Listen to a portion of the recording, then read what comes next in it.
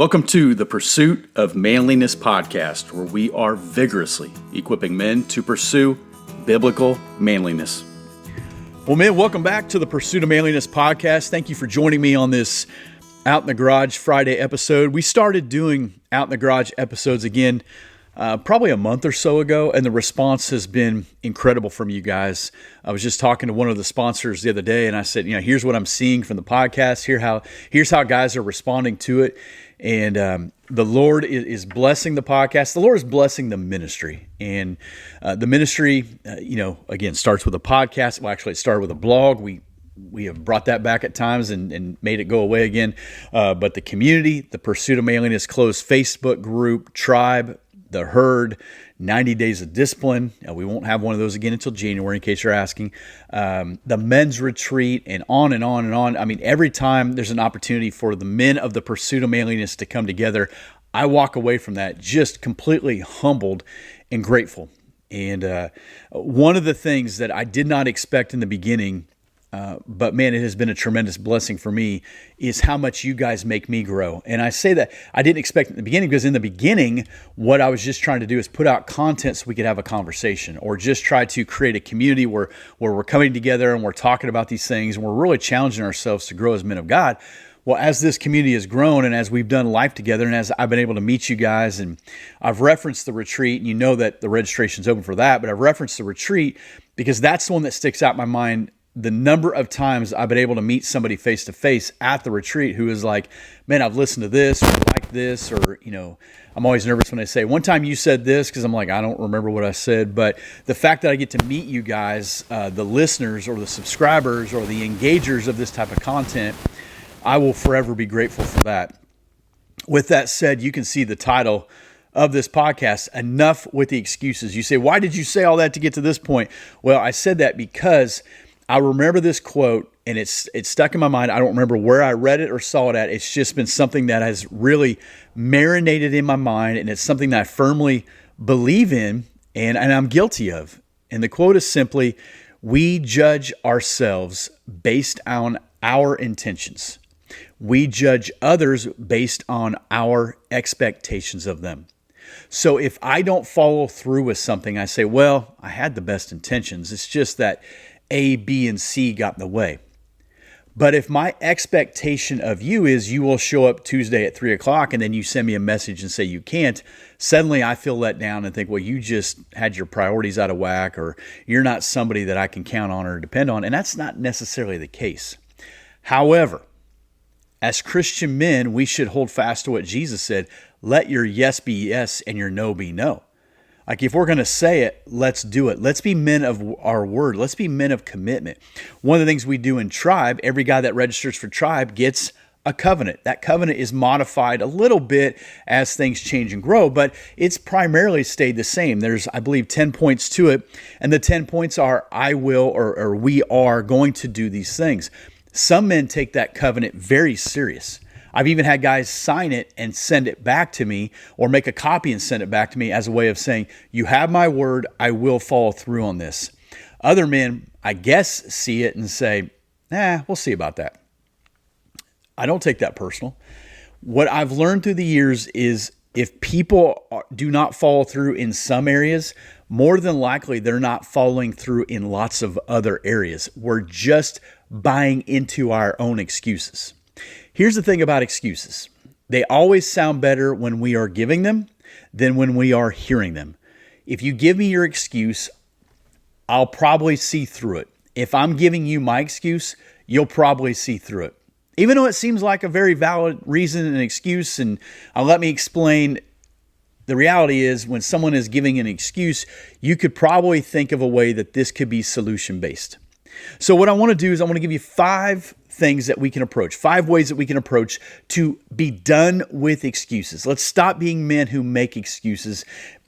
Just cut it out of our language, cut it out of our conversation, cut it out of our men's group, our communities, the things that we're doing. Stop saying the reasons why you didn't do the things that you said you're going to do. The first one is this: draw a line in the sand. You have heard me talk about this before, and I am a firm believer in it. I've had to do it a number of times in my life, and there will be many more times that I need to do it. There's a line in the sand moment for each and every one of us where we say, I'm never going to live like that anymore. I'm not going back to that. That is no longer allowed, tolerated, or welcomed in our home. That is not how I'm going to conduct business. That is no longer the way that I'm going to build friendships. I'm no longer going to spend money that way. I'm no longer going to treat food like that. I'm no longer going to be a person who just attends my church. I'm not going to do that. No, I'm going to draw a line in the sand, and that line is important to say, I'm never going back. What happens when you do go back? Because some guys do. Now, somewhere in your mind, you tell yourself you're a quitter. You're a quitter. You tell yourself you're a quitter, and before long, that narrative finds a crevice in your mind, and it continues to shout from that crevice every time you're fixing on doing something, you're a quitter. You'll quit this like you've quit everything else. And I've talked to men about this. Maybe some of you guys who are listening, I've talked to you about this. I tell you this from experience. That was me for a long time. I would quit. I'd have something new. I'm fired up about it. I'm interested in it. I've spent some money on it. I'm devoting time to it. And a few weeks, months later, it's done. When I started the Pursuit of Manliness, it started as a blog, and I was writing a blog, and I was pretty fired up about it. There were times that I'd post a blog a day. There's times where I'd post a blog a week. I think in the beginning, I was just trying to do like one a week. I was just trying to figure out, how to do this stuff. I didn't even know how to upload things. But I remember there was a window of time about 3 months into this where I didn't write anything for like a week or two. I probably didn't even think anything of it. And then one day I thought to myself, okay, well, that was interesting for a minute. I guess you're on to something different now. I guess we'll wait for the next thing to come by. And there was just part of me that said, no, I just think this is bigger than that. And so for that 2 week window, I didn't do anything with this. And I just chalked it up to another thing you quit, another blog, another project, another thing. And when the new car smell wore off or when it got difficult, you think in the beginning, everyone's going to circle up and kind of be like, man, this is what we've been waiting on. No, you'll be talking to yourself for a long while, but you got to believe in what you're doing. And I'm thankful for that. Now, you guys that follow the Pursuit of Manliness know there are times that I'll sometimes even tell you I'm taking an intentional break for a week or a month or whatever. I'm not disappeared. I'm just hitting reset. Draw that line in the sand. I'm not going to live like this anymore. Commit to a period of time. Say, hey, we have decided for this period of time, we're going to do this. Next thing will be, this is number 2, recognize excuses for what they are. And what they are is typically covering fear, laziness, or misplaced priorities. You say, I just didn't have time for that. I'm running behind. As I'm driving to work the other day, I noticed a lady putting full-on makeup on. I'm not picking on ladies wearing makeup. As my father-in-law used to say, if the barn needs painted, paint it. She's painting the barn.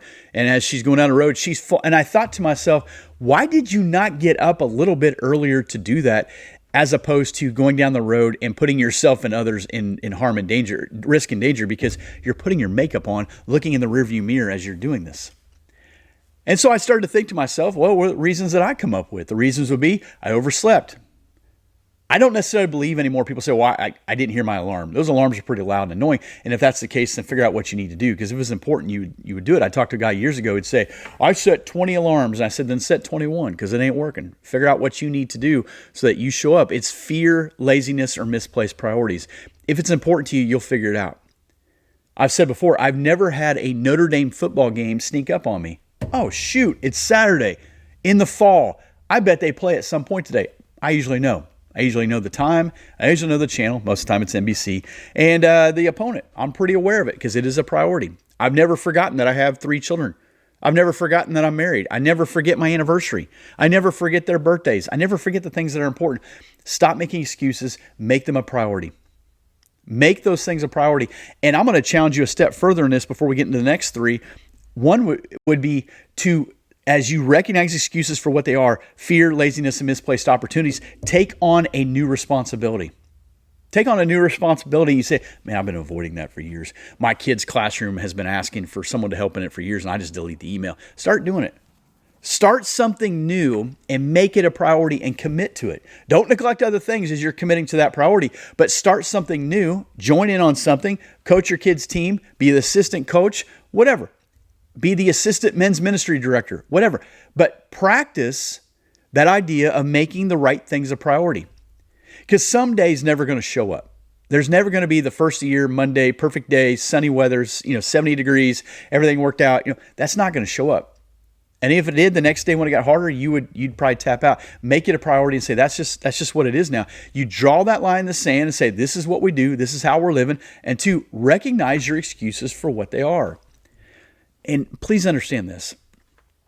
If you're a guy that continually makes excuses, I don't mean you're running late one day and you showed up late to work. Well, they're like, Bob never shows up late. So we get that. But if you're the guy that always shows up late, they're like, what? Right? I've done enough life with men to know guys will come up with some wild excuses. There's even been times I've started to keep track of them. Like, let's just see what he comes up with this time. Recognize them for what they are. Sometimes it's fear. I make excuses because I don't want to put myself in a position where I would get uncomfortable. There have been things in life, especially in ministry, that there's been a responsibility. I was going to say privilege. I guess it's a privilege given to somebody, and I'm almost waiting for the moment when they're going to back out of it. Hey, man, I hate to do this, but you're like, yeah, you knew it was coming. Don't be the people that know it's coming. Like, don't be that. Be the guy who's going to follow through. Line in the sand, recognize them for what they are. Well, man, it's hard to believe this is our 5th annual. I say annual because we're doing it every year. Men's retreat. Goat, Rob, you plan on being there this year?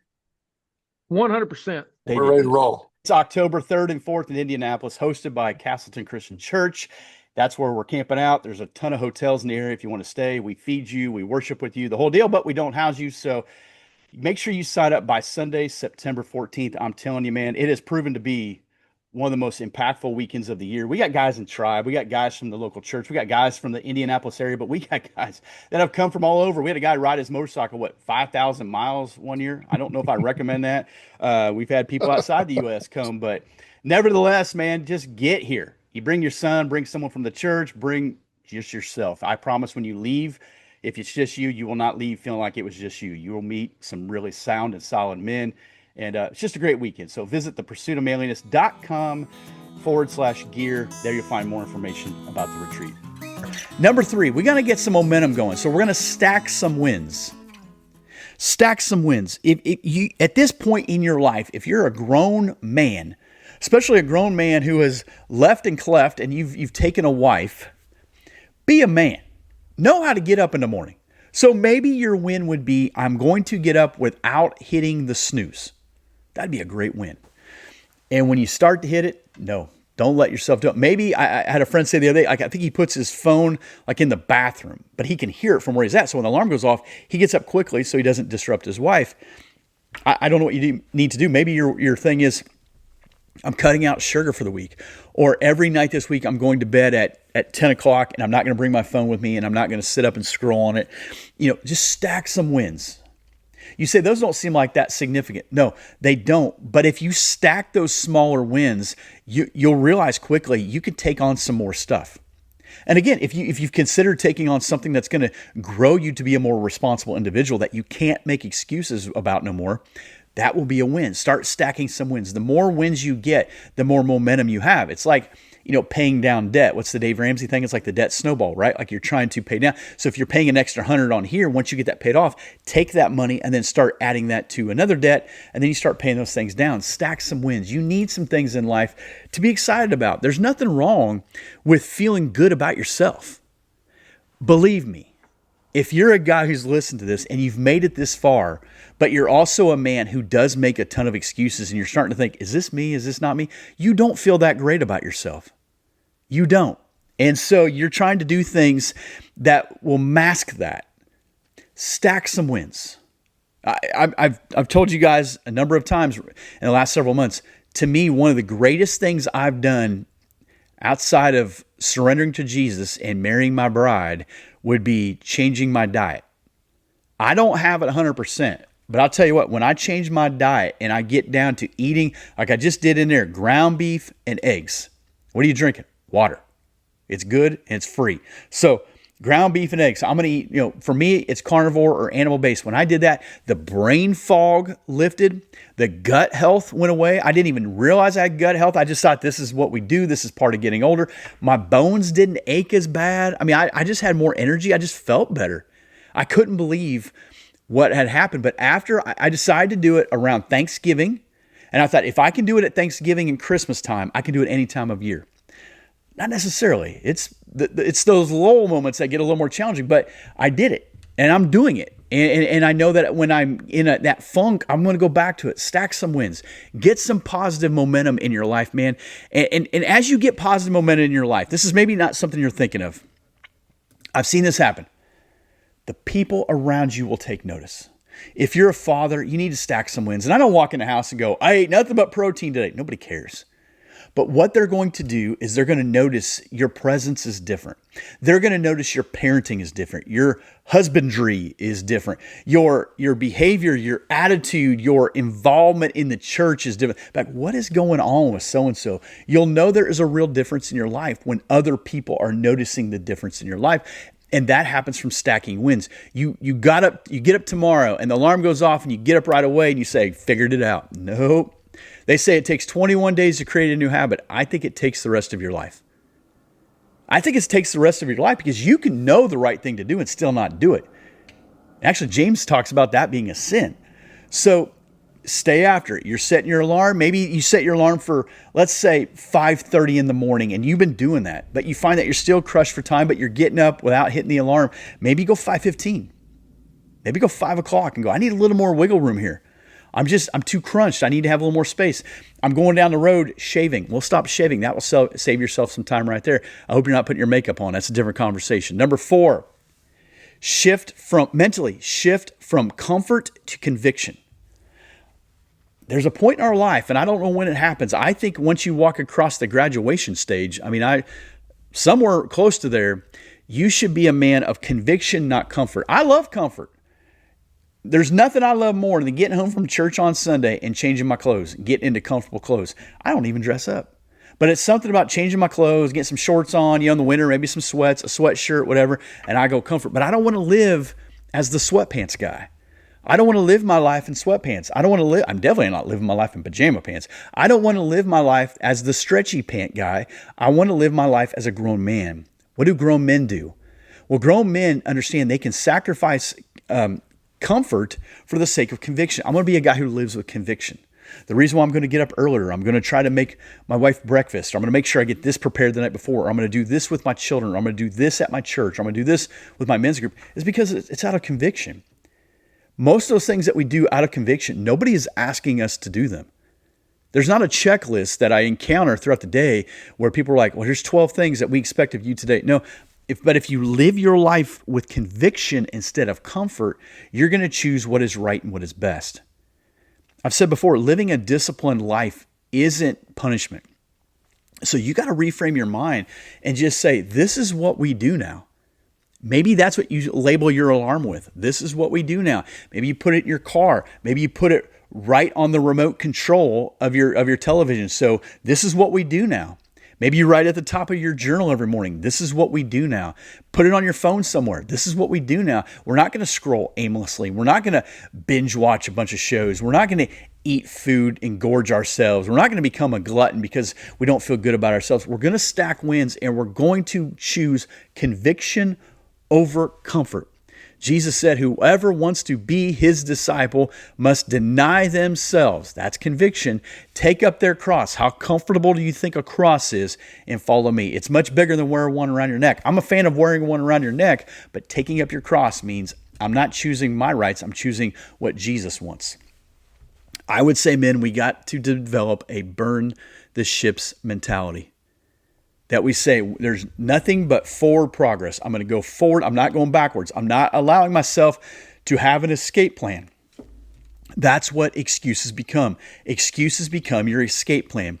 let's say you signed up for your men's group. Everybody in the church was doing it. So I'm doing it. Oh, I got to get a book. Oh, there's $15. I got to get that. I got to read. I don't want to read, man. I don't read. I haven't read a book since high school. There's no prize for that. Okay. There's no prize for being illiterate. Get a book, read it. And so you get in your group, and week 1, you're like, oh, the conversation was a little stuffy. Week 2, less guys came back. I can feel the walls closing in because we had 25. Now we have, 14. I'm going to have to talk, share, or maybe pray. So then you decide, maybe I'm just going to tap out. Maybe I'm just going to stop going because I really don't have time to read the book. And, guys, you don't want me to show up when I haven't read the book because I won't have anything to offer to the group. And they're like, well, you haven't really offered a whole lot to start with. And I just got a busy season. And maybe I'll get you guys the next study you do. I'll get you then with the hope that they forget about it. Stop. Choose conviction. I'm going to be in this group. I'm going to read 5 pages a day. I'm going to read 5 minutes a day. I'm going to show up to the group having read 1 page, no page, or all the pages. I'm going to be there. Just be that guy. I'm not going to choose comfort anymore. It's so easy to not do it. I'm coaching my son's soccer team. Actually, I'm a helper of the team. I'm not the head coach. Thank goodness I don't have to send out the emails. But I'm there every Tuesday and Thursday. I can't even give you the list of things that have come up on Tuesdays and Thursdays that I would rather do or maybe should be doing. And if you're in Tribe, you know that every other Tuesday, Thursday, we have Zoom calls. So I'm flying home as fast as I can for the most part, obeying the speed limit to a degree, and then getting right here in front of the computer to have a Tribe Zoom call. I might be stuffing a Hot Pocket type thing in my gullet, carnivore, of course, and getting here to do the Zoom call. Why? Because I said I'm going to do it, and it's a priority, and both things are a priority. Tight window of time, no downtime. I'm not even sure I have time to change my clothes. I don't have time to put the sweatpants on. I don't got time to sit down and kiss the wife, talk to the kids. Nope, because I'm getting to the Zoom call. What time does the Zoom call get over? 10. What do you do after 10 o'clock? Go to bed. But I've chose big rocks. Things are important. The soccer's important. Tribe's important. Soccer's only for a season. It'll be over. Number 5, ask the Lord for courage and discipline. Man, if you say, God, I want to be a more disciplined man of God, I promise you, he will equip you with that. You're going to get in the Word. You're going to encounter scriptures. You go, oh, man. So when I got serious about this, I've told us before, when I got serious about I'm going to be a man of God, I'm going to grow up. I'm done just existing. I went back to Genesis 1. I started reading the Bible different. And I've tried to do that ever since. And I'll tell you what, the Holy Spirit will convict you of verses that will jump off the page at you. I was reading one today in Proverbs, and I'm like, I've never considered that proverb or that part of the proverb that way. It jumped off the page at me. 5, 10, 15, 20 years ago reading that? No, I probably would not have. But today it did. The Word of God is living and active, sharper than a double-edged sword. You get in it. You get in community. You love your wife and kids well. If you're single, you take care of yourself. You guard your heart. You pursue purity. If you're married, you still pursue purity. You don't be watching, looking, doing things you shouldn't be doing. But you do what men of God do. Ask the Lord for courage and conviction to be and live like a man of God. I think He will. I mean, read 1 and 2 Timothy, where Paul's writing to a Timothy and saying, this is the charge I give you. This is what I need of you. Read the book of Titus. Read Titus chapter 2. I talk about it all the time. But Titus is a great book. Read Titus 2. Older teaching the younger. Whether you consider yourself younger, older, in between, doesn't matter. There's a list. Read the Bible. The Bible will give you plenty of instruction on what it looks like and what it should be like to be a man of God. I'm so thankful that the Holy Spirit really woke me up. Because when I got saved. I surrendered to Jesus, no doubt about it. But there was a part where I got very comfortable. I found the groove, and I was just kind of meandering. And it wasn't a good groove. It wasn't a groove that anybody, including myself, would benefit from. But then the Holy Spirit really got a hold of my heart. And I've shared the story. I won't get into it now, but it was the day that my son was born. And praying and just being like, okay, Lord, if you help this boy fight, I'll fight. And I'll tell you what, from that prayer to where I stand here today, I will never, ever be the same again. I don't know what it is for you. A 20, 25-minute podcast may not shake your heart to the core that you say, you know what, I'm sick and tired of being sick and tired. But there's a point in your life where you have to have a little ticked off. There's a point in your life where you have to say, that's it. I'm not doing that no more. I'm tired of that being the narrative. I'm tired of just assuming people are believing my excuses. I've been created for more than this. Brother, God has saved you for more than to just exist. God woke you up today, and you and I are in a lot of trouble. He woke us up today because he's got a plan and purpose for us, because he has a high call in our life, because he will never leave you or forsake you. And never leaving you or forsaking you means he refuses to leave you alone. He refuses to allow you to just exist. And if you believe that you can just exist or go through the motions, you are playing into the hands of the enemy of your soul. Decide, I'm not going to have any more excuses. I don't know what your arena is. It might be in spiritual matters. It could be in physical matters. It could be in your marriage. It could be in your parenting. It could be your work ethic. Brother, it was all those things for me that I believed all my excuses. And I am so glad, again, that I was woken up from that. But I am so embarrassed of that guy that I said, we're not going to live like that no more. First, draw that line in the sand. We're not going backwards. Man, tell your wife about it. Tell your kids about it. Tell your men's group about it. Draw that line in the sand and say, I'm never going back to that. The next one, recognize the excuses for what they are. They're just rooted in fear and laziness and misplaced priorities. Don't do that. Jesus encountered a lot of people who gave excuses, and he called them for what they were. Believe me, when you're giving Jesus or people excuses, they see them for what they are. You need to stack some wins. You need to have some positivity. Small things. I don't care what it is. Do a push-up. Yeah, I don't care what it is. Drink water all day today. Cut out the sugar. Pray with your wife at night. Never miss church. Attend. You say, I'm on vacation. Find a church out of town. There are churches everywhere. You can go to one there. Whatever your thing, I spend too much money. Stop. Disconnect the credit cards from the Amazon account or whatever they are. Whatever you need to do, start stacking some wins and say, okay, that's a victory. I can grow. I can build on that. I need some healthy momentum. Shift mentally from comfort to conviction. I'm going to be a man who lives a disciplined life because it's worth it, because this is what I do now. I'm not going back. I am going to be a guy who will deny himself and take up his cross. And the people around me are going to notice a difference eventually. It takes a minute. And the last one, ask the Lord for his help. Ask the Lord for courage. Ask the Lord to help you live with discipline. Ask the Lord to help you be a growing, maturing man of God. Guys, I hope that helps. I say this from experience. I spent a lot of time believing my own excuses. And when you do that, you tend to drift towards people who also make excuses because they don't make you feel bad about yourself. They make you feel pretty good. Everybody wants to be the healthiest person on the Biggest Loser ranch.